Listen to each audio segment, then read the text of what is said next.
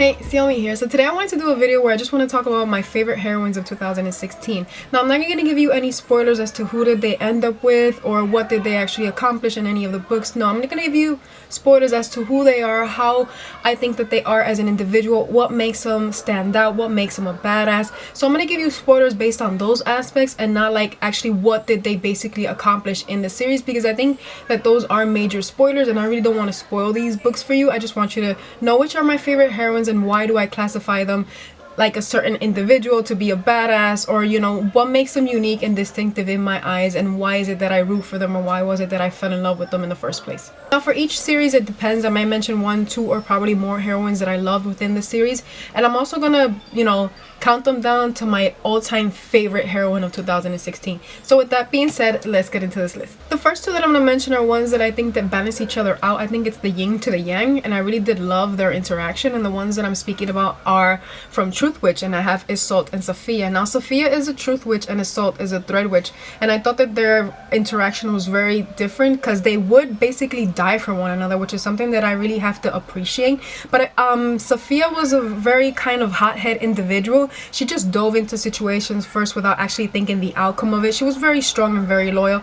Isolde was much of an analytical kind of person, but she was also very strong and very brave, and I really did love these two interactions. That's why I say that they balance each other out, because you know, one dives into situations really fast and the other one's like, no, wait, stop, first let's think about things, and then, you know, so we can come out actually alive from this situation instead of, you know, being blown up to bits, which is something that I have to appreciate from both of them.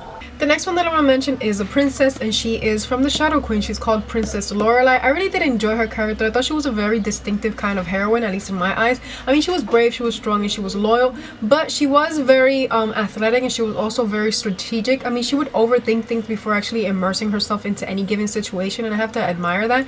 I did love her sibling interaction with her brothers, one thing that I enjoyed above all others, and she was a very enjoyable character to actually read about. Also, one thing that I did read that was kind of different, or something I haven't read before, she was a fugitive at large, and I loved how she faced all these obstacles that were thrown in her, and she faced them with a lot of strength and a lot of character, and I thought that, you know, that is something that you have to look up to in any given character. The next ones that I'm going to mention are from the Lunar Chronicles. I don't think I can mention one without mentioning all of them, because I thought that every single one of them was distinctive and unique in their own kind of way, and I thought that every single one of them brought something different to the table. I mean, Cinder, she's a mechanic and she rose to becoming something more, and she has a huge character development throughout the entire series.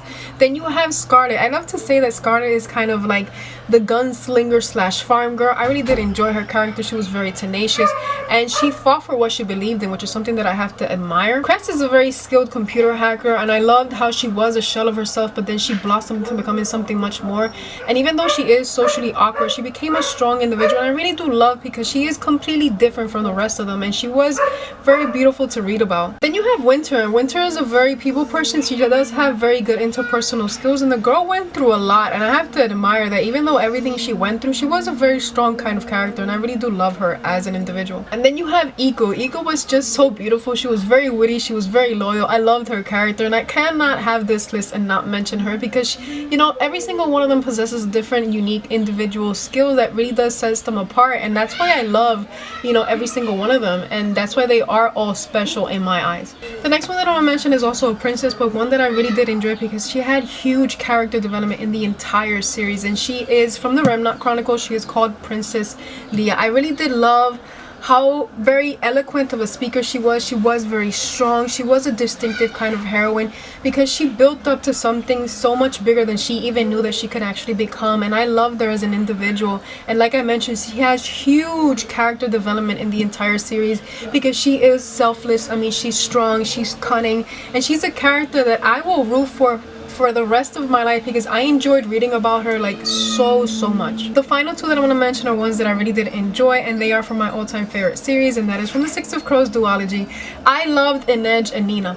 I loved how strong and fierce they were as characters, but I loved how Inej, I mean, she went through a difficult situation in her life, but everything that she built up for and what she's striving for is something that I have to appreciate. And she is very street smart, something that I have to admire from her as a character, and I really did love love everything that, you know, she went through and what she fought for and what she believes in. Is something that I have to admire from her as a character. But Nina is one that I really did enjoy as an individual, because she's described as being voluptuous and curvy, and she's so strong, and she went through a lot of crap in her life, like a lot of crap, you know, but she was so strong in everything that she believed in. And even though she went through all that shit, she was very loyal, and I did love her as an individual. And I love the fact that she loved to eat and how strong she was, and I really did love her as a character because of that, because she's very different. I mean, and just like I mentioned, the way she's described is something that I have to appreciate in literature, especially in YA, and that's why I really do love her as an individual, because, you know, she proved a lot in her life, and especially in Crooked Kingdoms, there's so much things that are happening to her, and I really have to admire her as a character. Well, those are all my favorite heroines of 2016. If you want to tell me which are your favorite heroines of 2016, then feel free, we'll chit chat down below. But I want to thank you for watching, and until next time, peace.